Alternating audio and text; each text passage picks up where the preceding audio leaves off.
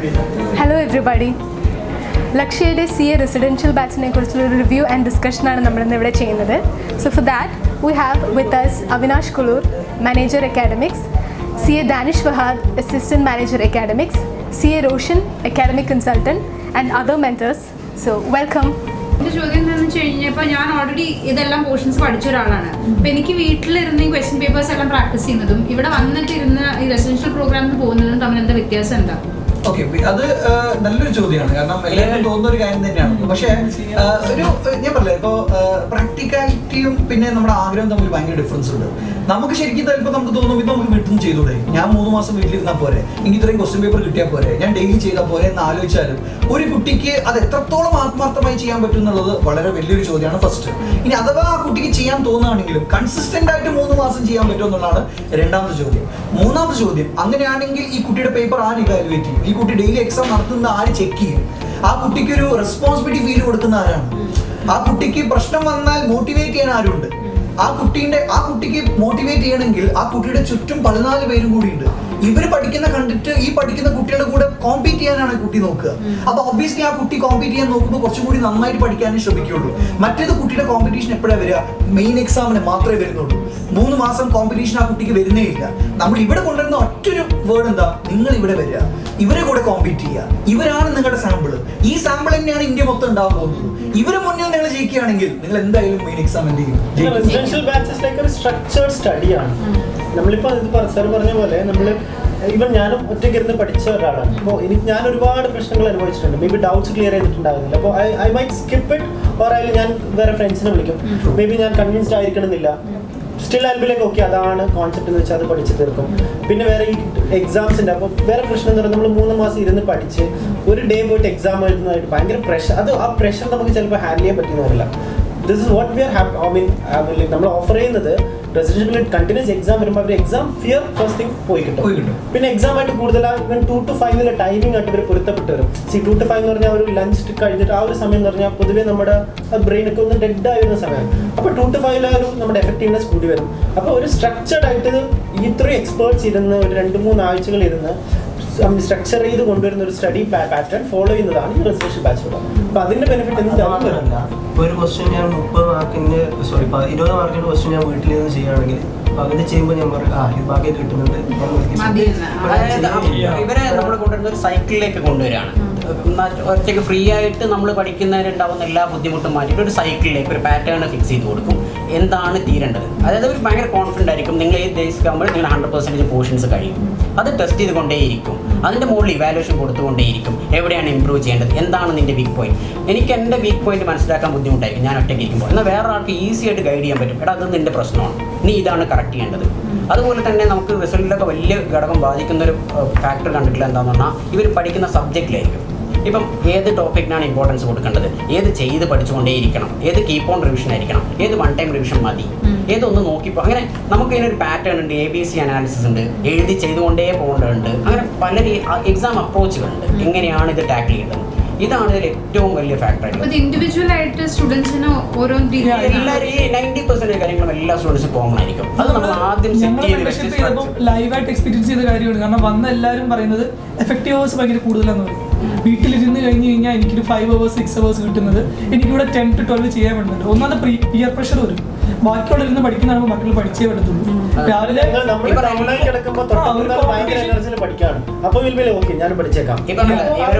Paper delay എന്ന് പറഞ്ഞാൽ നമ്മുടെ ഇഷ്യൂസ് ഒക്കെ വരുമ്പോൾ ഈ സമയങ്ങളൊക്കെ അവർ കണ്ടതിൽ ഏറ്റവും വലിയ പോസിറ്റീവ് എന്ന് പറഞ്ഞാൽ അവരുടെ എഫക്റ്റീവ് അവേഴ്സിൻ്റെ ഭയങ്കരമായിട്ട് എഫക്റ്റീവ് അവേഴ്സ് കൂടി. എഫക്റ്റീവ് എന്ന് പറഞ്ഞാൽ അവർ വീട്ടിലിരിക്കുമ്പോൾ ഫസ്റ്റ് ഡേ 1ാമത്തെ ദിവസം 2ാമത്തെ ദിവസം മേ ബി ഇതൊരു 7-8 മണിക്കൂർ പോയത് ഇവിടെ സ്റ്റാർട്ടിങ് ഒരു 2-3 ദിവസം കൊണ്ട് തന്നെ അവർ ഒരു 10 മണിക്കൂർ എന്ത് പറഞ്ഞാലും ശരി 2 മണിക്ക് സ്റ്റാർട്ട് ചെയ്യുന്ന ഡെയിലി ടാർഗറ്റ് ഉണ്ട്, വീക്ക്ലി ടാർഗറ്റ് ഉണ്ട്. ഓരോ ടാർഗറ്റ് അച്ചീവ് ചെയ്യാൻ നോക്കണം. അത് ചെയ്തുകൊണ്ടിരിക്കണം. Keep on. നമ്മളിപ്പം ഞങ്ങൾ IPC പോർഷൻ പറയുകയാണെങ്കിൽ ഏതെങ്കിലും ഒരു ടോപ്പിക്ക് നമ്മൾ എടുത്തു കഴിഞ്ഞാൽ അതിന് 2 ദിവസം ഇരിക്കാം, 3 ദിവസം ഇരിക്കാം, 4 ദിവസം ഇരിക്കാം, 5-6 ദിവസം വേണ്ടി ഒരു ടോപ്പിക്കിൽ ഇരിക്കാൻ പറ്റും. പക്ഷെ നമ്മൾ അതിനെ തന്നെ കൺവിൻസ് ചെയ്ത് ഒരു ടൈം ലിമിറ്റ് കൊടുക്കുന്നുണ്ട്. അവർക്ക് അത് ഫിനിഷ് ചെയ്തിട്ട് അടുത്തോട്ട് മൂവ് ചെയ്യണം എന്നുള്ള ടാർഗറ്റ് ഉണ്ട്. പക്ഷെ നമ്മൾ വീട്ടിലിരുന്ന് നമ്മളൊരു ടാർഗറ്റ് നമുക്ക് സ്വന്തമായിട്ട് സെറ്റ് ചെയ്ത് വേണം ഭയങ്കര ബുദ്ധിമുട്ടായിരിക്കും. കാരണം ഇത് സ്റ്റുഡൻസ് ഞങ്ങളോട് പറഞ്ഞ കാര്യമാണ്, ഞങ്ങളോട് ഷെയർ ചെയ്തേക്കുന്ന കാര്യങ്ങളാണ്. അതുപോലെ തന്നെ നമ്മൾ സ്വന്തമായിട്ടൊരു ഷെഡ്യൂൾ പ്രിപ്പയർ ചെയ്തിട്ട് ഞാൻ എനിക്ക് വേണ്ടി പ്രിപ്പയർ ചെയ്യുന്ന ഒബ്വിയസ്ലി എന്താ സംഭവിക്കാന്നാണ്, ഇന്ന് എനിക്ക് കംപ്ലീറ്റ് ചെയ്യാൻ പറ്റില്ല, ഞാൻ അടുത്ത ദിവസത്തേക്ക് മാറ്റി വെച്ച് പിന്നെ മാറ്റി വെച്ച് ഇത് നീണ്ടു പോയി. നേരെ മറിച്ച് എനിക്ക് ഇത് ചെയ്തേ പറ്റൂ, അടുത്ത ദിവസം എനിക്കിത് ചെയ്യാനില്ല, സമയമില്ല, വേറൊന്നാണ്. അങ്ങനെ സെറ്റ് ചെയ്ത് വെച്ചൊരു ടൈം ടേബിളിൻ്റെ പിന്നാലെ ഫോളോ ചെയ്യുമ്പോൾ നമ്മൾ ഭയങ്കര എഫക്റ്റീവായി മാറും, എഫിഷ്യൻ്റായി മാറും. അത് ശരിക്കും നമുക്ക് ഫീൽ ചെയ്യാൻ പറ്റുമായിരുന്നു. മെൻറ്റേഴ്സിൽ ഇരുന്നാലും നമുക്ക് ഡയറക്റ്റ് കിട്ടിയിട്ടുള്ള കമൻറ്റാണ്. സ്റ്റുഡൻസ് ഒക്കെ പറയുന്നത് ഞങ്ങൾ ഭയങ്കര എഫിഷ്യൻ്റായി മാറി. കാരണം ഇതെനിക്ക് നാളെ ചെയ്യാൻ പറ്റില്ല, ഇന്ന് എനിക്ക് തീർത്തേ പറ്റൂ എന്നുള്ളതാണ്. നാളെ എനിക്കിത് റിവൈസ് ചെയ്യാനാണ്, പഠിക്കാനല്ല. അത് ഭയങ്കരമായിട്ട് നമുക്ക് പോസിറ്റീവായിട്ട് കിട്ടിയ കാര്യം. ഡെയിലി എക്സാംസിന്റെ വേറെ ബെനിഫിറ്റ് എന്ന് പറഞ്ഞാൽ ഞാനൊക്കെ പഠിക്കുന്ന സമയത്ത് ഇതുവരെ ഒരു ക്വസ്റ്റ്യൻ കംപ്ലീറ്റ് ചെയ്തിട്ടില്ല. ചെയ്തുകൊണ്ടിരിക്കുന്ന സമയത്ത് നമ്മൾ ബാക്കിയൊക്കെ അറിയാം, സ്കിപ്പ് ചെയ്തിട്ടുണ്ട്. പക്ഷേ എക്സാമിൽ അതായിരിക്കും നമ്മുടെ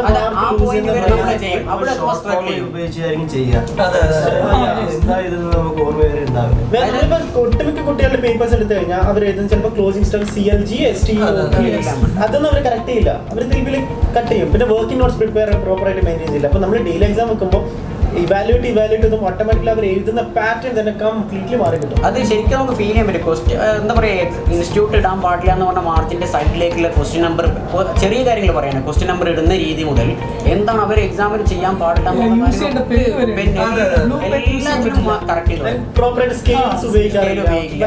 എങ്ങനെയാണ് വരയ്ക്കേണ്ടത്, ടേബിളിന്റെ ഹെഡിങ് കൊടുക്കാൻ അറിയില്ലായിരുന്നു, വർക്കിംഗ് നോട്ട് എങ്ങനെ കൊടുക്കണം,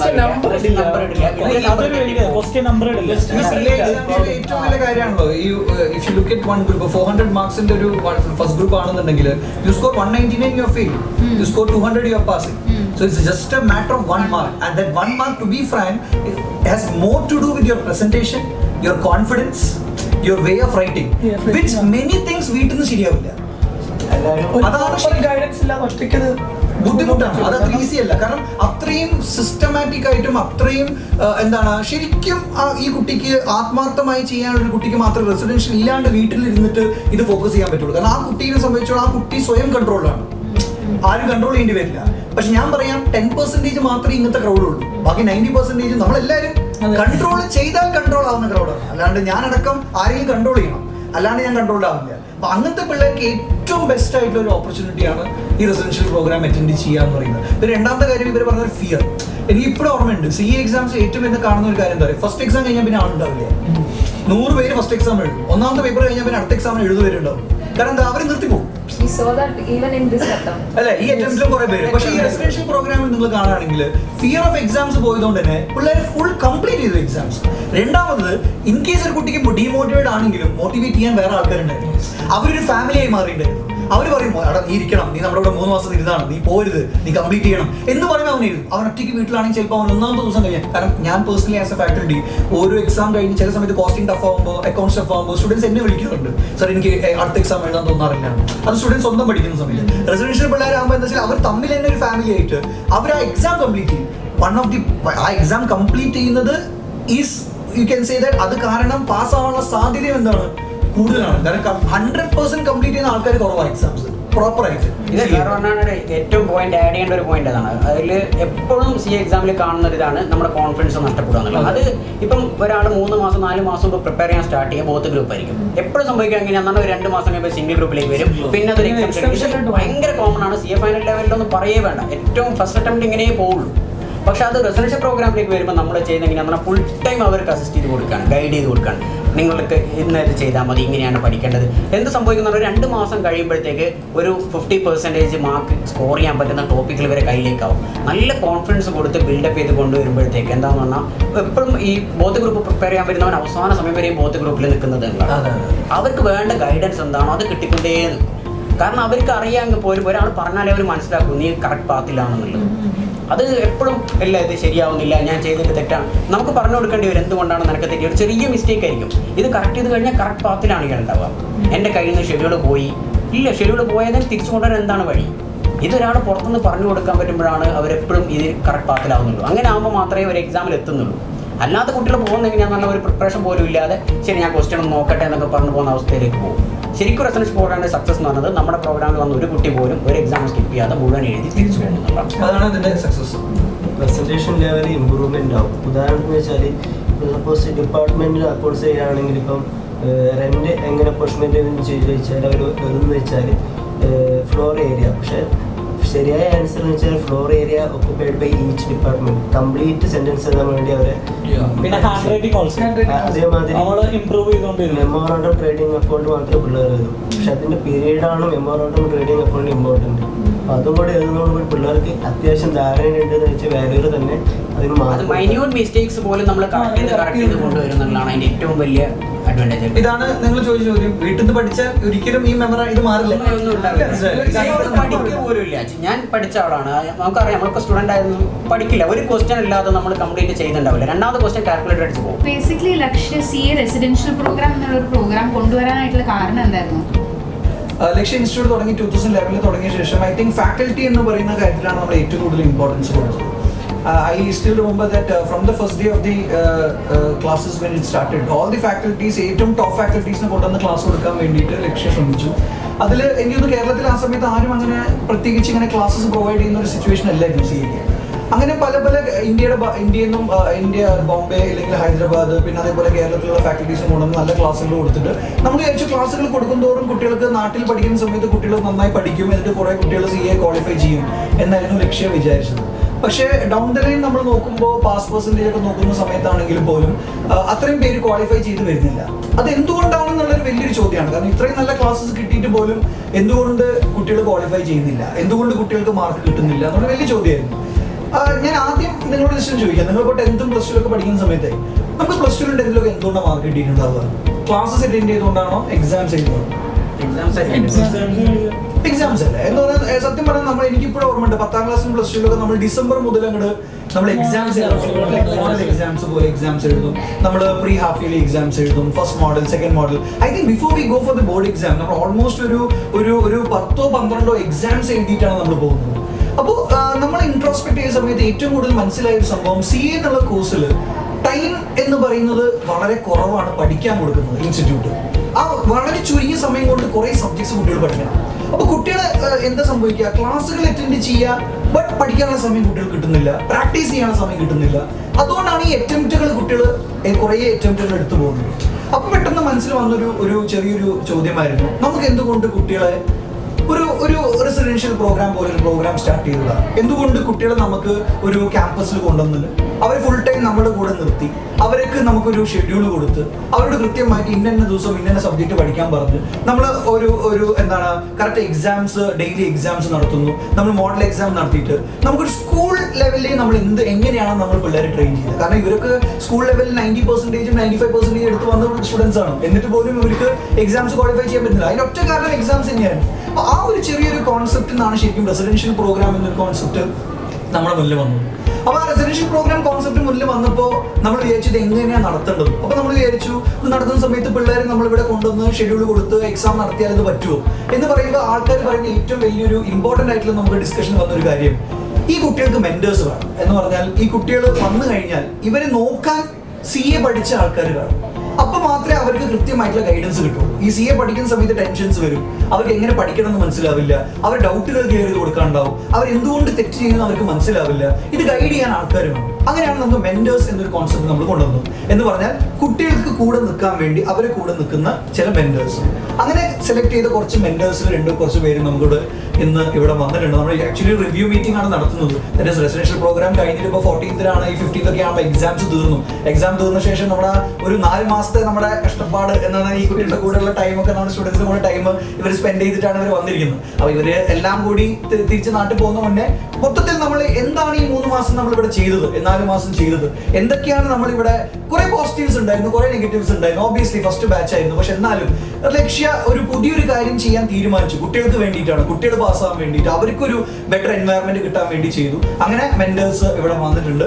അപ്പോൾ മിന്നു ഉണ്ട്, പിന്നെ ശരത് ഉണ്ട്, നിഖിൽ ഉണ്ട്, രമേശ് ഉണ്ട്. അപ്പോൾ ഇവരൊക്കെ കുട്ടികളുടെ കൂടെ 4 മാസം കൂടെ നിന്ന ആൾക്കാരാണ്. 4 മാസം അവരുടെ കൂടെ ടൈം സ്പെൻഡ് ചെയ്തിട്ടുണ്ട്. അപ്പോൾ എനിക്ക് തോന്നുന്നു ഏറ്റവും നന്നായിട്ട് ഇതിനെ പറ്റി സംസാരിക്കാനും അതിന്റെ എക്സ്പീരിയൻസ് ഷെയർ ചെയ്യാൻ ഇവർക്കായിരിക്കും പറ്റുക. സോ ഐ തിങ്ക് ആരെങ്കിലും അവരുടെ എക്സ്പീരിയൻസസ് ഒന്ന് ഷെയർ ചെയ്യാം. ആദ്യം ഇങ്ങനത്തെ ഒരു പ്രോഗ്രാമിലേക്ക് വരുമ്പോൾ ഫുൾ ടൈം ഇരുന്ന് പഠിക്കുക എന്നുള്ളൊരു കോൺസെപ്റ്റ് വരുമ്പോൾ മാക്സിമം പെർഫെക്ഷൻ പഠിക്കണം എന്നാണ് വരിക. അപ്പോൾ അവർ ഓരോ ക്വസ്റ്റ്യൻസ് സോൾവ് ചെയ്യുന്നത്, ഓരോ പേജ് വായിക്കുന്നു, ലൈൻ വായിക്കുന്നു, അത്രയും പെർഫെക്ഷനിലും സമയവും എടുത്തുമായിരിക്കും. അല്ല രമേശ് അതല്ല തോന്നിയിട്ടുണ്ടാവുക. എന്താ പറഞ്ഞാൽ നമ്മൾ ഈ ഷെഡ്യൂൾ കൊടുക്കുമ്പോൾ എല്ലാം കവർ ചെയ്യാൻ പോകുമ്പോഴല്ല അവർക്ക് ഈ കംപ്ലീറ്റ് ചെയ്യണം. എക്സാം ഓറിയന്റഡ് ആയിട്ടുള്ള ഒരിക്കലും പഠിച്ചിട്ടേ ഇല്ല. ഒരിക്കലും ഒരു വെയിറ്റേജ് ബേസ് ഒന്നും കൊടുക്കാതെ 100% പഠിക്കാൻ. അപ്പം അതിൻ്റെ ബുദ്ധിമുട്ട് അതിനൊരു റീസൺ ആയി. എല്ലാം ബാച്ച് സ്റ്റാർട്ട് ചെയ്യുന്നതിന് മുമ്പ് തന്നെ നമ്മുടെ മൊത്തം ഷെഡ്യൂൾ ഇവർ പറഞ്ഞ പോലെ വലിയൊരു ഇഷ്യൂ ഉണ്ടായിട്ടുള്ള ഒരു ഷെഡ്യൂളായിരുന്നു. ഷെഡ്യൂളിൻ്റെ അകത്ത് പറഞ്ഞ പോലെ നമ്മൾ അന്ന് ചെയ്തിട്ടുണ്ടായിരുന്നെന്ന് പറഞ്ഞാൽ ഫാക്കൽറ്റീസിനെ പോലെ എക്സ്പെർട്ട് ടീം വെച്ചുകൊണ്ടാണ് ചെയ്തത്. ഇത്തവണ അവരുടെ ഒപ്പം തന്നെ ഇപ്പോൾ പഠിച്ചുകൊണ്ടിരിക്കുന്നതും പഠിച്ചു കഴിഞ്ഞാൽ കുട്ടികളുടെ ഒപ്പീനിയനും കൂടെ എടുത്ത് അതിനെ മാക്സിമം ലിവറിലേക്ക് അവർക്ക് ഫ്രണ്ട്ലി ആക്കിയിട്ടാണ് ഷെഡ്യൂൾ ചെയ്യുന്നത്. ഫോർ എക്സാമ്പിൾ നമുക്കിപ്പോൾ ഒരു ഷെഡ്യൂൾ പറയുകയാണെങ്കിൽ ഇപ്പോൾ ഈ ഷെഡ്യൂൾ ഇപ്പോൾ നമ്മളിവിടെ ഷെഡ്യൂൾ ഇപ്പോൾ ഡിസ്കസ് ചെയ്തുകൊണ്ടിരിക്കുകയായിരുന്നു. അപ്പോഴാണ് നമ്മളിത് തുടങ്ങിയത്. അപ്പോൾ നമ്മളിവിടെ ന്യൂ സിലബസിനും ഷെഡ്യൂൾ ഇട്ടിട്ടുണ്ട്. അപ്പോൾ നമ്മൾ ഓൾറെഡി നമ്മുടെ കയ്യിൽ ഒരു കൃത്യമായിട്ടുള്ളൊരു പ്ലാൻ ഉണ്ട്. Day 1 ഇന്ന ടോപ്പിക്കാണ് പഠിക്കുന്നത്, Day 2 ഇന്ന ടോപ്പിക്കാണ് പഠിക്കുന്നത്. അപ്പോൾ അങ്ങനെ നമ്മൾ ടോപ്പിക്സ് ഒരു 6 ദിവസം നമ്മൾ ഒരു ടോപ്പിക്ക് പഠിക്കുന്നു. 6 ദിവസം പഠിച്ചു കഴിഞ്ഞാൽ 6 ദിവസം നമുക്ക് ഡെയിലി ഓരോ ടോപ്പിക്സ് ഉണ്ടാവും. 7th ഡേ നമ്മൾ എന്ത് എഴുതുന്നു? എക്സാം എഴുതുന്നു. പക്ഷേ 7th ഡേ എക്സാം എന്ന് പറയുന്നത് ഈ 6 ദിവസത്തെ ഇതാണ് നമ്മുടെ ഷെഡ്യൂളിന്റെ ഒരു സ്ട്രക്ചർ കാണുന്നത് നിങ്ങൾ. അപ്പോൾ ഇവിടെ ഷെഡ്യൂൾ ഇങ്ങനെ ഡെയിലി ടോപ്പിക്സ് പോകും, വീക്ക്ലി എക്സാംസ് ഉണ്ടാവും, പ്ലസ് ഡെയിലി എക്സാംസും ഉണ്ട്. എന്ന് പറഞ്ഞാൽ ഡെയിലി പഠിക്കുന്ന ടോപ്പിക്കിന് ഡെയിലി എന്തുണ്ടാവും? എക്സാംസ് ഉണ്ടാവും. ഡെയിലി എക്സാംസ് നമ്മൾ നടക്കുന്ന അങ്ങനെയാണ്. ഡെയിലി എക്സാംസ് ആണ്. മറ്റവർക്ക് വീക്ക്ലി ട്വൈസ് ആണ്. ഫൈനലിന് വീക്ക്ലി ട്വൈസ് എക്സാമും സി ഇന്റർമീഡിയറ്റിന് ഡെയിലി എക്സാം. പിന്നെ കഴിഞ്ഞ പ്രാവശ്യം ഫേസ് ചെയ്യുന്ന വെച്ചാൽ നമ്മൾ റിവിഷൻ എക്സാം ഇടുമ്പോൾ ഒരു വീക്കിന്റെ റിവിഷൻ എക്സാം ആണ് ആ വീക്കിൽ ഇടാൻ ചെയ്യുന്നത്. അത് പലപ്പോഴും എഫക്റ്റീവ് ആയിട്ടില്ല. But this time what we are doing is first വീക്കിന്റെയും സെക്കൻഡ് വീക്കിന്റെയും പോർഷൻസ് ഇൻക്ലൂഡ് ചെയ്തിട്ടുള്ളതായിരിക്കും തേർഡ് വീക്കിലെ റിവിഷൻ. പഠിച്ചൊരു കാര്യം പിന്നീട് അവർ ഓർക്കാൻ ഒരു അവസരം കിട്ടുന്നില്ല എന്നുള്ളതായിരുന്നു വലിയൊരു ഇഷ്യൂ. അത് നമ്മൾ എന്തെന്ന് പറഞ്ഞാൽ എല്ലാ വീക്ക്ലി എക്സാംസും ക്യുമുലേറ്റീവ് എക്സാം ആണ്. അത് ജൂലൈ 3 തുടങ്ങുന്ന ബാച്ചിൽ ജൂലൈ 3 പഠിച്ച കാര്യം നമ്മൾ സെപ്റ്റംബർ വരെയും ടെസ്റ്റ് ചെയ്തുകൊണ്ടേയിരിക്കും. ടച്ച് ആയിരിക്കും ഒരു സബ്ജക്റ്റുമായിട്ട്.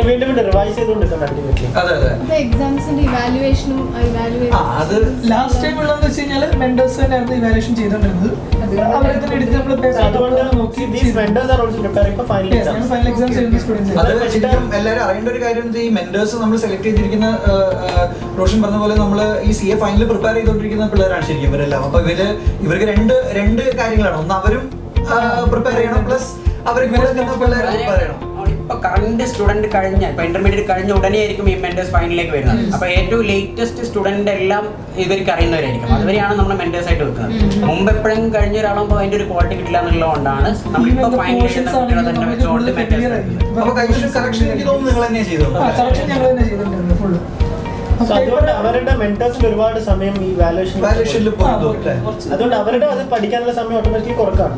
അപ്പൊ ഈ വർഷം തൊട്ട് ഈ പ്രാവശ്യം തൊട്ട് what you planning like mentors ഒരിക്കലും പേപ്പർ വാല്യുവേഷൻ ചെയ്യില്ല. അതിനൊരു വേറെ തന്നെ ഒരു ടീം ഉണ്ടാവും. അവർക്ക് വേണ്ട ട്രെയിനിങ് കൊടുത്ത് അതിന് കീ കൊടുത്ത് നമ്മൾ എന്താണോ ഈ ഒരു പേപ്പറിന്ന് ചെക്ക് ചെയ്യേണ്ട കാര്യങ്ങൾ എന്തൊക്കെയാണ് ചെക്ക് ലിസ്റ്റ് കൊടുത്ത് പേപ്പർ കൊടുത്ത് അതിൽ നിന്ന് കമന്റ്സ് എടുത്ത് ആ രീതിയിലാണ് നമ്മൾ ഇപ്രാവശ്യം പേപ്പർ. അപ്പൊ അങ്ങനെയാണെങ്കിൽ നമുക്ക് ആ വാല്യുവേഷൻ ആണെങ്കിലും കറക്റ്റ് സമയത്ത് കിട്ടും ചെയ്യും. ഡിലേ ഇല്ലാണ്ട്. കാരണം മെന്റേഴ്സിന് കുറ്റം പറയാൻ പറ്റില്ല. കാരണം കഴിഞ്ഞ വർഷം അവർ അത്രയും ഹെക്ടിക് ഷെഡ്യൂളിൽ കറക്ഷൻ അവർക്ക് ഡെയിലി അത്ര കംപ്ലീറ്റ് ചെയ്യാൻ അത്ര ഈസിലി പറ്റണമെന്നില്ല.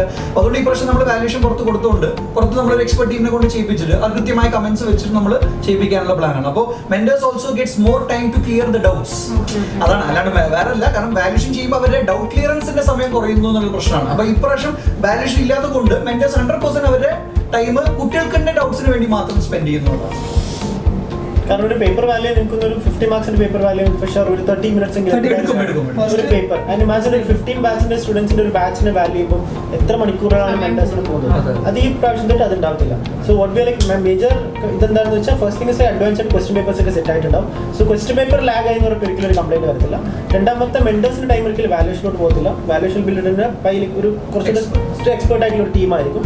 അപ്പോൾ അതും നടക്കും. അപ്പോൾ question papers and answer papers like sorted out.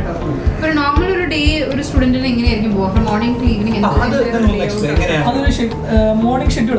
രാവിലെ നേരത്തെ എഴുന്നേൽക്കുക. അതിനുശേഷം രാവിലെ തന്നെ മോർണിംഗ് സ്റ്റഡി ചെയ്യുന്ന ആൾക്കാരുണ്ട്. ഞങ്ങൾക്ക് 2 ബാച്ചായിരുന്നു, 2 ഷിഫ്റ്റ് ആയിരുന്നു. കുറച്ച് പേര് ലേറ്റ് ആയിട്ടിരിക്കും, കുറച്ച് പേര് മോർണിംഗ് നേരത്തെ ഇരിക്കും. അത് അവരുടെ ചോയ്സ്. കുറച്ച് പേർക്ക് അങ്ങനെയുള്ള ഫിസിക്കലി കാര്യങ്ങൾ പറഞ്ഞിട്ടുണ്ട്. സോ അതെല്ലാം നമ്മൾ ഇത് ചെയ്തിട്ടാണ് അവരുടെ സ്റ്റഡി അവേഴ്സ് പ്ലാൻ ചെയ്യുന്നത്. ഒരാളുടെ സ്റ്റഡി അവേഴ്സ് ഒരു 13 to 14 hours മിനിമം എത്തുന്ന രീതിയിൽ എല്ലാവർക്കും കവറേജ് കിട്ടുന്നുണ്ട്. പിന്നെ ഇടയ്ക്കിടയ്ക്ക് കൊടുക്കുന്ന ബ്രേക്ക് എന്ന് വെച്ച് കഴിഞ്ഞാൽ ലഞ്ച് ബ്രേക്ക്, ഐ മീൻസ് ഫുഡിനുള്ള ബ്രേക്ക്, അല്ലാതെ ചെറിയ അവർക്ക് എല്ലാവരുടെ ഡിഫറൻസ് വരുന്നതെന്ന് പറഞ്ഞാൽ രാത്രി ഒരു 11 മുതൽ ഒരു 2 മണി വരെ ഇരിക്കുന്നവരായേക്കാം. അല്ലാത്തവരാണെങ്കിൽ 3 മുതൽ ഒരു 6 മണി വരെ. ആ ഒരു 3 hours ഗ്യാപ്പ് അവർ ഡിഫറൻസ്. ഞങ്ങളുടെ ബാച്ചിൽ 2 മെന്റേഴ്സ് ഉള്ളപ്പോൾ ഒരാൾ രാവിലെ എഴുന്നേക്കും, ഒരാൾ രാത്രി എക്സ്റ്റെൻഡ് ചെയ്തിരിക്കും. അങ്ങനെ ഞങ്ങൾ പ്ലാൻ ചെയ്തുകൊണ്ടിരുന്നു. ബാക്കി എല്ലാ ടൈം ടേബിളും സ്റ്റാർട്ട് ചെയ്യുന്നത് സെയിം രീതിയിലാണ്. കാരണം ഇവർക്ക് എക്സാം ടൈം നമ്മുടെ ഇൻസ്റ്റിറ്റ്യൂട്ട് ICയുടെ സെയിം ടൈമിൽ 2 to 5 അകത്താണ് നമ്മുടെ ഇവിടുത്തെ റിവിഷൻ എക്സാം, ഡെയിലി എക്സാംസ് ആയിട്ട് നടക്കുന്നത്. അതുകൊണ്ട് തന്നെ ബാക്കിയുള്ള എല്ലാ ടൈം ടേബിളും സെയിം ആയിരിക്കും. ഈ പറഞ്ഞ ലേറ്റ് നൈറ്റ് ഇരിക്കുന്ന ആളുകൾക്ക് ഉണ്ടാകുന്ന ഒരു 3 hours ഡിഫറൻസ് മാത്രമേ നമുക്ക് ഉണ്ടാവും. ഇപ്പോൾ എക്സാം മെൻഷൻ ചെയ്തല്ലോ, ഡെയിലി എക്സാംസ്. അപ്പം എത്ര മാർക്കിനായിരിക്കും അല്ലെ എന്താ എക്സാം പാറ്റേൺ ഒന്ന് ഡെയിലി എക്സാം കഴിഞ്ഞ 25 മാർക്സ് ആയിരുന്നു നമ്മൾ ഇട്ടിരുന്നത്. പക്ഷെ അതിൽ MCQ ഉണ്ടായിരുന്നില്ല. പക്ഷെ ഇത്തവണ നമ്മൾ ചെയ്യുമ്പോൾ 30 മാർക്സിന്റെ എക്സാംസ് ഇൻക്ലൂഡ് ചെയ്തിട്ടുള്ള ഡെയിലി എന്നാണ്. ഈ ജൂലൈ 3 ബാച്ച് സ്റ്റാർട്ട് ചെയ്യുന്നെങ്കിൽ ജൂലൈ 3 മുതൽ എക്സാം കഴിയുന്നവരെ എല്ലാ ദിവസവും എക്സാം നടക്കും. 2 to 5 30 മാർക്സ് എക്സാം നടക്കും. ആ വീക്കിൽ കഴിഞ്ഞ കാര്യങ്ങളെ വീക്കിലി വൺസ് 50 മാർക്സ് അല്ലെ 75 മാർക്സ്. ഒരു വീക്കിൽ 7 ഡേയ്സ് ഉണ്ട്. 6 ഡേയ്സിൽ ഡെയിലി എക്സാംസ് സൺഡേ ആണെങ്കിൽ will be having the revision exam. അതായത് ചെറിയ ചെറിയ ടോപ്പിക് വെച്ചിട്ട് ഡെയിലി എക്സാംസ് നടക്കും. 30 മാർക്കിന്റെ 30 മാർക്സ് എക്സാംസ് എല്ലാ മൺഡേ ടു ഫ്രൈഡേ നടക്കും. മൺഡേ ടു സാറ്റർഡേ നടക്കും. എൻ്റെ സൺഡേയിൽ ആ Monday to Friday Saturday test ചെയ്ത പേപ്പേഴ്സിന്റെ ഒരു 50 മാർക്സ് എക്സാം. അപ്പൊ നെക്സ്റ്റ് സൺഡേ വരുന്ന സമയത്ത് അതുവരെയുള്ള വീക്കിന്റെ ആണോ കവർ അതെ. ബട്ട് എന്താ സംഭവിക്കുന്ന സെക്കൻഡ് വീക്ക് സ്റ്റാർട്ട് ചെയ്യുമ്പോൾ സെക്കൻഡ് വീക്കിന്റെ മൺഡേ ടു സാറ്റർഡേ ചെയ്തതും ഫസ്റ്റ് വീക്കിന്റെ അത് കവർ ചെയ്താൽ കൂടിയിട്ടാണ് സെക്കൻഡ് വീക്കിലെ സൺഡേയിൽ കവർ ചെയ്യുന്നത്. ലാസ്റ്റ് ടൈം നമുക്ക് അതാണ് നമ്മൾ നേരത്തെ പറഞ്ഞത്. ലാസ്റ്റ് ടൈം എന്താ സംഭവിക്കുന്നത് വീക്ക് 1 പഠിച്ചു, എക്സാം നടത്തി. വീക്ക് 2ലേക്ക് പോകുമ്പോൾ എക്സാം വീക്ക് 2 എക്സാം നടത്തി. വീക്ക് 3 നടത്തി, വീക്ക് 3 എക്സാം നടത്തി. അപ്പൊ വീക്ക് 1 അവർ കംപ്ലീറ്റ് മറന്നുപോയി.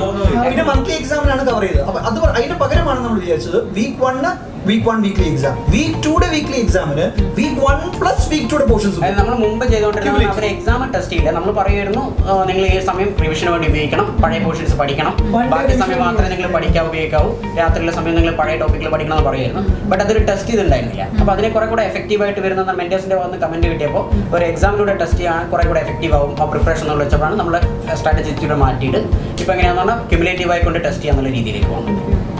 ഒരു റിപ്പീറ്റർ ആകുമ്പോൾ അവരെല്ലാം ഒരുവിധം പോർഷൻസ് എല്ലാം കവർ ചെയ്യുന്നുണ്ട്. 100% പോർഷൻസ് കവറേജ് ആണ് നമ്മൾ ഷെഡ്യൂൾ ചെയ്യുക. ഇപ്പം ഈ റെസിഡൻഷ്യൽ പ്രോഗ്രാമിൽ എൻറോൾ ചെയ്യുന്ന ഒരു കുട്ടിക്ക് ഇതും അല്ലാതെ നമ്മൾ വേറെ എന്തെങ്കിലും റൂൾസ് റെഗുലേഷൻസോ റെസ്ട്രിക്ഷൻസോ ഉണ്ടോ? ഫോക്കസ് ആയിട്ട് പഠിക്കാൻ mobile phones are strictly not allowed. ഒരു തരത്തിലും എനിക്ക് തോന്നുന്നു എത്ര നമ്മൾ സമയം കൊടുക്കുന്നത് 15 minutes in a day they are supposed to use the phone. Okay, അത് അവരുടെ അറ്റൻഷൻ ഡൈവേർട്ട് ആവരുത്. യാതൊരു വേറൊരു മേ ബി ഈവൻ ഈ സമയം ഇപ്പം ഇലക്ഷൻ നടക്കുന്ന സമയം അവർ പുറത്ത് ഔട്ട്സൈഡ് വേൾഡിൽ എന്താ നടക്കുന്നതിനെ പറ്റി ഒരു ഐഡിയ ഇല്ല അവർക്ക്. സോ ഇത് ഭയങ്കരമായിട്ടുള്ള ആൾക്കാരുടെ ഇതുണ്ട്. നമുക്കൊരു റെസ്റ്റ് എടുക്കണമെന്നുണ്ടെങ്കിൽ ഫ്രീ ആവണമെന്നുണ്ടെങ്കിൽ ഫോൺ ഉപയോഗിക്കുക കുറച്ച് നേരം എന്നുള്ളത്. ആൾക്കാർ മനസ്സിലാക്കുന്ന 1 മണിക്കൂർ നമ്മൾ റെസ്റ്റ് എടുക്കുമ്പോൾ 1 മണിക്കൂർ ഫോൺ എടുക്കുന്നതിൽ മാത്രമല്ല അതിൻ്റെ എഫക്റ്റ്. അത് നമ്മുടെ കണ്ണ് സ്ട്രെയിൻ ചെയ്യുന്നതിന് അപ്പുറത്ത് ഇതെപ്പോഴും നമ്മുടെ മനസ്സിൽ കിടക്കും. നമ്മളപ്പോൾ കണ്ടിട്ടുള്ള വാട്സാപ്പ് ചാറ്റുകളായിക്കോട്ടെ, നമ്മൾ കണ്ടിട്ടുള്ള പോസ്റ്റുകളായി ഇത് കടന്ന് നമ്മുടെ മനസ്സിൽ കിടക്കുമ്പോൾ നമ്മൾ എത്ര വായിക്കണം നമ്മൾ ഫോക്കസ്ഡ് ആകാൻ പറ്റുന്നില്ല. റെസിഡൻഷ്യൽ പ്രോഗ്രാമിൽ എന്താണെന്ന് പറഞ്ഞാൽ ഈ 15 മിനിറ്റ് ഒക്കെ ആകുമ്പോൾ ഇവർക്ക് അത്യാവശ്യം കോൾ ചെയ്ത് വീണ്ടും ഫോൺ തിരിച്ചു കൊടുക്കുമ്പോൾ ഇവരെപ്പോഴും പകുതി ബാക്കി നാളെ പറയാൻ വേണ്ടി കട്ടിയുന്ന അവസ്ഥയാണ്. അപ്പോൾ എന്താണ് ഫുൾ ടൈം ഇവരെ ഈ പഠനം അതുമായിട്ട് ബന്ധപ്പെട്ട മേഖലയിൽ തന്നെയാണ്. ഒരിക്കലും ഡൈവേർട്ട് വിളിക്കുന്ന പോലെ അത്രേ ഉള്ളൂ. സുഖാണ് ശരി. എനിക്കൊരു ഇതുണ്ടായെന്ന് വെച്ചാൽ ചില സ്റ്റുഡൻസിനെ ക്വസ്റ്റ്യൻസ് പ്രാക്ടീസ് ചെയ്യാൻ വേണ്ടി ഫോൺ അവർക്ക് കൊടുക്കണം എന്നൊരു ഇത് വന്നിരുന്നു. ലൈക്ക് ഓൾഡ് സിലബസ് ആണെങ്കിൽ they had practice manual. But in case of new syllabus students അവർക്ക് പ്രാക്ടീസ് ചെയ്യാനൊരു ഇത് IC മെറ്റീരിയൽ ഇല്ല. So they tend to have phones. അതൊരു നമുക്കൊരു കഴിഞ്ഞ പ്രാവശ്യം ന്യൂ സിലബസ് ഇത് ഇപ്പോൾ എനിക്ക് പറയുന്ന കാര്യം ഓൾഡ് സിലബസുകാർക്ക് ഓൾറെഡി ക്വസ്റ്റ്യൻ ബാങ്ക് ഉണ്ട്, ന്യൂ സിലബസുകാർ ക്വസ്റ്റ്യൻ ബാങ്ക് ഇല്ല. അപ്പോൾ കഴിഞ്ഞ വർഷം നമ്മൾ ക്വസ്റ്റ്യൻ ബാങ്ക് എന്ന് പറഞ്ഞാൽ നമ്മൾ ഇപ്പോൾ അത്രയും നമ്മൾ ഇങ്ങനൊരു ഇഷ്യൂ നമ്മൾ ഫോഴ്സ് ചെയ്തിട്ടില്ല. അവർക്ക് പ്രാക്ടീസ് ചെയ്യാനുള്ള ക്വസ്റ്റ്യൻസ് വേണം എന്നുള്ളത്. അപ്പോൾ അവരെ കൂടെ നമ്മൾ എന്ത് ചെയ്യുക, അവർ വേറെ മെറ്റീരിയൽ ഇല്ലാത്തതുകൊണ്ട് അവർ ഫോണിലാണ് ക്വസ്റ്റ്യൻസ് നോക്കിയിട്ട് പ്രാക്ടീസ് ചെയ്തുകൊണ്ടിരുന്നത്. അതിനുള്ള സൊല്യൂഷൻ ഈ പ്രാവശ്യം നമ്മൾ കണ്ടിരിക്കുന്നത് ഓരോ കുട്ടിക്കും നമ്മൾ ക്വസ്റ്റ്യൻ ബാങ്ക് കൊടുക്കുന്നുണ്ട്. ഈ പ്രാവശ്യം means old syllabus new syllabus നമ്മൾ സെപ്പറേറ്റ് ക്വസ്റ്റ്യൻ ബാങ്ക്സ് കൊടുക്കും.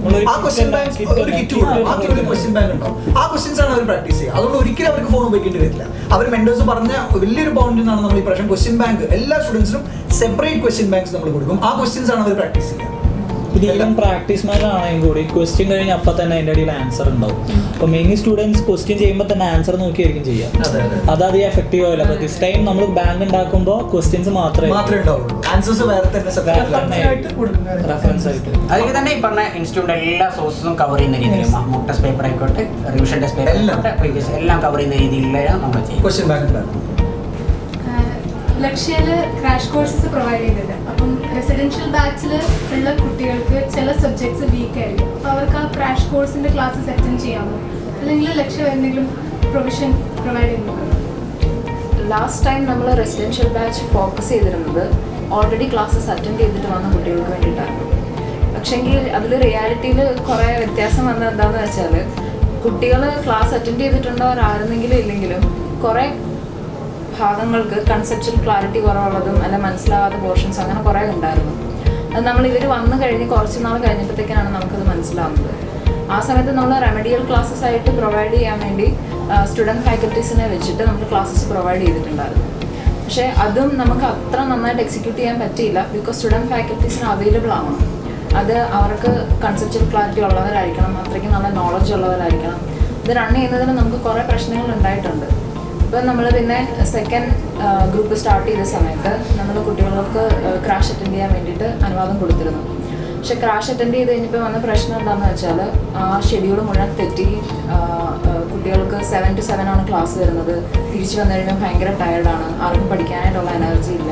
അങ്ങനത്തെ കുറേ പ്രശ്നങ്ങൾ വന്നിട്ടുണ്ടായിരുന്നു. അത് നമ്മുടെ ഷെഡ്യൂളിനെ നന്നായിട്ട് അഫക്റ്റ് ചെയ്തു. ഇത്തവണ ക്രാഷിന്റെ ഒരു പ്രശ്നം അതാണ് അല്ലേ?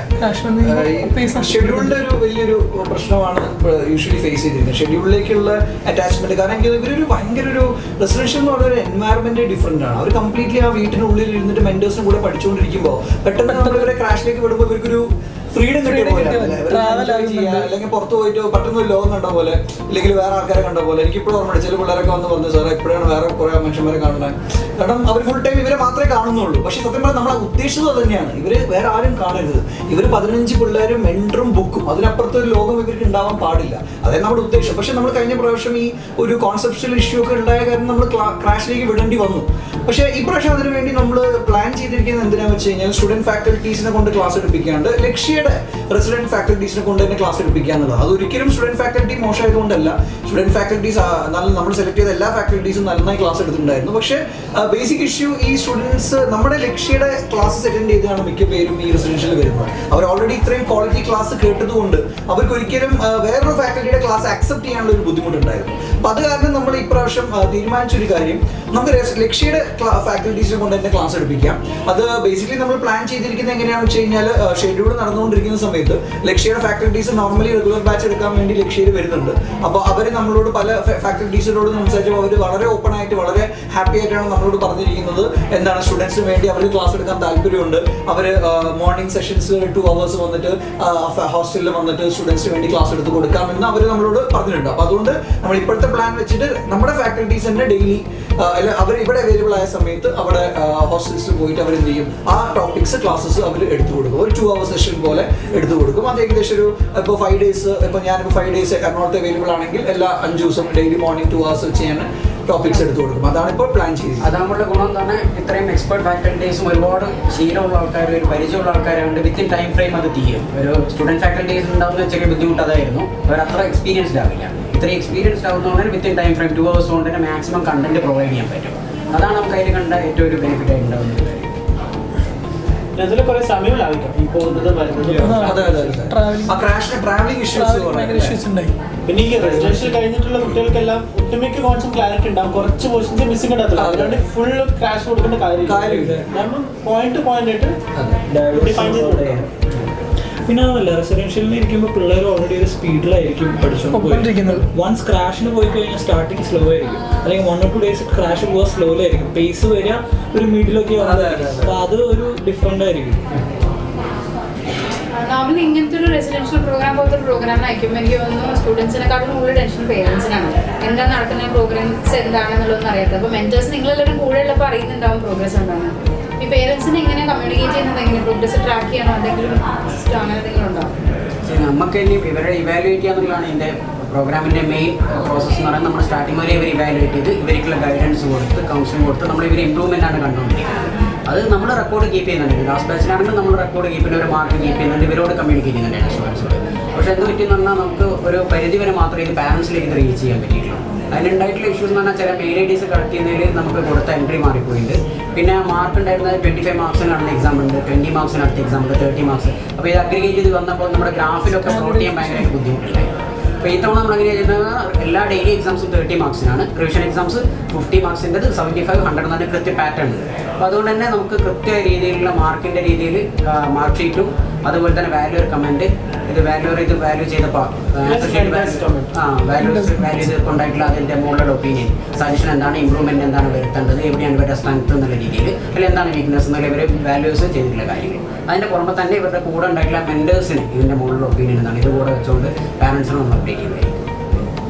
കഴിഞ്ഞിടെ എന്താണെന്ന് വെച്ച് കഴിഞ്ഞാൽ പാരൻസ് നമ്മളെ വിളിക്കും, മെൻറ്റേഴ്സിനെ വിളിക്കും.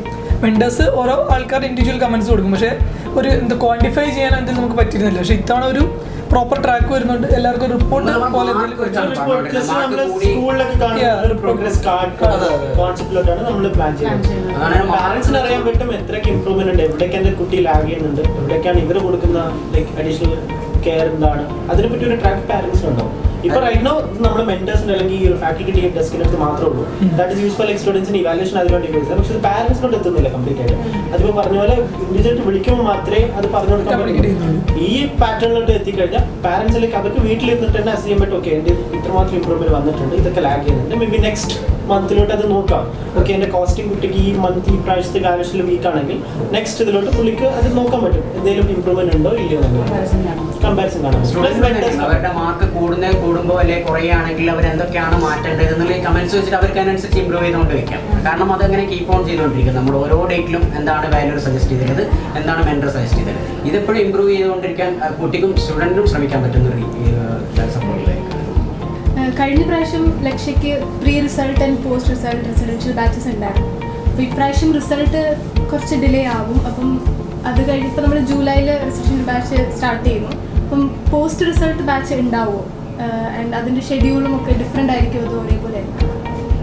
തീർച്ചയായിട്ടും നമ്മൾ അവരെയും കൂടെ പരിഗണിച്ചുകൊണ്ടാണ് ഈ ബാച്ച് സ്റ്റാർട്ട് ചെയ്യുന്നത്. അതായത് റിസൾട്ട് വന്നിട്ടും ഒരു സ്റ്റുഡൻറ്റ് ജോയിൻ ചെയ്യണമെന്നുണ്ടെങ്കിൽ അതിനുള്ള പൊസിഷനും കൂടെ വെച്ചുകൊണ്ടായിരിക്കും നമ്മൾ ചെയ്യുക. നമ്മുടെ ബാച്ച് 2 രീതിയിലാണ് സ്റ്റാർട്ട് ചെയ്യുന്നത്. ഇപ്പം ജൂലൈ ഫസ്റ്റ് വീക്കിൽ നമ്മൾ സ്റ്റാർട്ട് ചെയ്യുന്ന ബാച്ച് എന്ന് പറഞ്ഞാൽ പ്രീ റിസൾട്ട്സ് ബാച്ചാണ്. അത് സെപ്റ്റംബർ ഒക്ടോബർ വരെ പോകുന്നത്. ഒക്ടോബറിൽ ഫുൾ പ്രീ ഫൈനൽ എക്സാം ആയിരിക്കും. സെപ്റ്റംബറിൽ 100% ഓഫ് ദ പോർഷൻസ് കവർ ചെയ്യുന്ന രീതിയിൽ നമ്മൾ ഷെഡ്യൂൾ ചെയ്തിട്ടുള്ള ബാച്ച്. ഇനി അടുത്തൊരു ബാച്ച് നമ്മൾ സ്റ്റാർട്ട് ചെയ്യുന്നത് എങ്ങനെയാണെന്ന് പറഞ്ഞാൽ റിസൾട്ട് വന്നിട്ട് ഏതെങ്കിലും ഒരു കുട്ടിക്ക് ജോയിൻ ചെയ്യണമെന്ന് തോന്നുകയാണെങ്കിൽ നമുക്ക് ചെയ്യാൻ പറ്റുന്ന ബാച്ചാണ് പോസ്റ്റ് റിസൾട്ട്സ് ബാച്ച് ആയിട്ടുള്ളത്. അത് ഓഗസ്റ്റ് ഒരു മിഡായിട്ട് റിസൾട്ട് വന്നതിന് ശേഷമാണ് നമ്മൾ സ്റ്റാർട്ട് ചെയ്യുന്നുണ്ടാകുക. ഇപ്പോൾ റെസിഡൻഷ്യൽ പ്രോഗ്രാമിൽ ഇപ്പോൾ കിട്ടുന്ന ബെനിഫിറ്റ്സ് എന്ന് പറഞ്ഞു കഴിഞ്ഞാൽ എനിക്ക് മനസ്സിലായത് ഇപ്പോൾ ഡെയിലി എക്സാംസ് നടത്തുന്നുണ്ട്, സ്റ്റുഡൻസിന് പ്രോഗ്രസ് റിപ്പോർട്ട്സ് എന്താണെന്ന് വെച്ച് കഴിഞ്ഞാൽ പേരൻസിലേക്ക് എത്തിക്കുന്നുണ്ട്, അപ്പോൾ മെന്റർഷിപ്പും പ്രൊവൈഡ് ചെയ്യുന്നുണ്ട്. അപ്പോൾ അതല്ലാതെ വേറെ എന്ത് ബെനിഫിറ്റ്സ് ആണ് ഇപ്പോൾ സ്റ്റുഡൻറ്റ് വന്നു കഴിഞ്ഞാൽ ഞങ്ങൾക്ക് കിട്ടാം? നമ്മൾ കഴിഞ്ഞ തവണ നമ്മൾ ഷോർട്ട് നോട്ട്സ് പ്രൊവൈഡ് ചെയ്തായിരുന്നു. ബട്ട് കഴിഞ്ഞ തവണ പ്രൊവൈഡ് ചെയ്തത് പറ്റിയെന്താണെന്ന് വെച്ചാൽ നമ്മൾ ഓരോ ചാപ്റ്ററിൻ്റെയും അല്ലെങ്കിൽ ഓരോ ടോപ്പിക്കിൻ്റെയും നമ്മൾ സെപ്പറേറ്റ് ഷീറ്റ്സ് ആയിട്ടാണ് പ്രൊവൈഡ് ചെയ്തിട്ടുള്ളത്.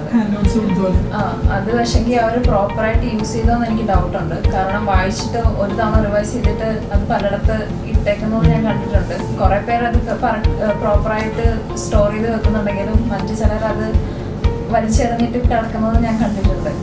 അപ്പം ഇത്തവണ നമ്മൾ പറഞ്ഞേക്കുന്നത് എന്താണെന്ന് വെച്ചാൽ അത് ബുക്ക് ഫോർമാറ്റിൽ പ്രൊവൈഡ് ചെയ്യാനായിട്ടാണ് നമ്മൾ ലക്ഷ്യയോട് ആവശ്യപ്പെട്ടേക്കുന്നത്. പിന്നെ സെയിം വേ നമ്മൾ കഴിഞ്ഞ തവണ നമ്മൾക്ക് റെഫറൻസ് മെറ്റീരിയൽസ് ഒത്തിരി ഒന്നും പ്രൊവൈഡ് ചെയ്യാൻ പറ്റിയില്ല. അത് ഇത്തവണ നമ്മൾ ലക്ഷ്യയോട് ആവശ്യപ്പെട്ടേക്കുന്നത് അവർക്ക് റെഫർ ചെയ്യാൻ വേണ്ടിയിട്ട് അതർ മെറ്റീരിയൽസ് ആവശ്യമുള്ളവർക്ക് അത് ലൈബ്രറി സെറ്റപ്പിൽ പ്രൊവൈഡ് ചെയ്യാനായിട്ട് നമ്മൾ ആവശ്യപ്പെട്ടിട്ടുണ്ട്. സെയിം വേ വിത്ത് past question papers, past RTPs, MTPs അങ്ങനെയെല്ലാം നമ്മൾ പറഞ്ഞിട്ടുണ്ട്. നമ്മൾ അഡ്മിഷൻ എടുക്കുന്ന എല്ലാവർക്കും ലക്ഷ്യയോട് സംസാരിച്ചിട്ട് ഒരു റെസിഡൻഷ്യൽ കിറ്റ് എന്നുള്ളൊരു കൺസെപ്റ്റിൽ എത്തിയിട്ടുണ്ട്. ഈ ഷോർട്ട് നോട്ട്സ് നമ്മൾ ഹാൻഡ് ഔട്ട്സ് കൊടുക്കാതെ ഇതെല്ലാം നമ്മൾ അക്യുമുലേറ്റ് ചെയ്തൊരു ബുക്കായിട്ട്, കാരണം ഇത് വെച്ച് എവിടെയും കളഞ്ഞു പോയിരിക്കാൻ വേണ്ടി ഒരു ബുക്ക് രീതിയിൽ ചെയ്യാനും കൂടെ തന്നെ ലക്ഷ്യയുടെ അതർ മെറ്റീരിയൽസ്, ഈ ക്രാഷ് മെറ്റീരിയൽസ് ആണെങ്കിലും മറ്റു ഓതേഴ്സിൻ്റെ മെറ്റീരിയൽസ് ആണെങ്കിലും അതെല്ലാം ഒരു കിറ്റായിട്ട് കൊടുക്കുന്നുണ്ട്. അതുപോലെ തന്നെ ലൈബ്രറീസിൽ പല ഓതേഴ്സിൻ്റെ മെറ്റീരിയൽസ് വരും, RTP, MTP അങ്ങനെ റെഫറൻസ് മെറ്റീരിയൽസ് എല്ലാം ഓരോ ബാച്ചിന് സെപ്പറേറ്റ് ഓരോ ലൈബ്രറി ആയിട്ട് തുടങ്ങാമെന്നാണ് ഇപ്പോൾ നമ്മൾ പറഞ്ഞിരിക്കുന്നത്. ഈ ഫുൾ ടൈം പഠനം എന്ന് പറയുന്നത് 14 മണിക്കൂറും ഇവിടെ പഠനത്തിൽ മാത്രം എൻഗേജ് ചെയ്യിപ്പിക്കുന്നില്ല. കുറച്ച് ആക്ടിവിറ്റീസ്, അതായത് മെമ്മറി ഗെയിംസ്, സെക്ഷൻ ചോദിച്ചിട്ടുള്ള കളി, അതേമാതിരി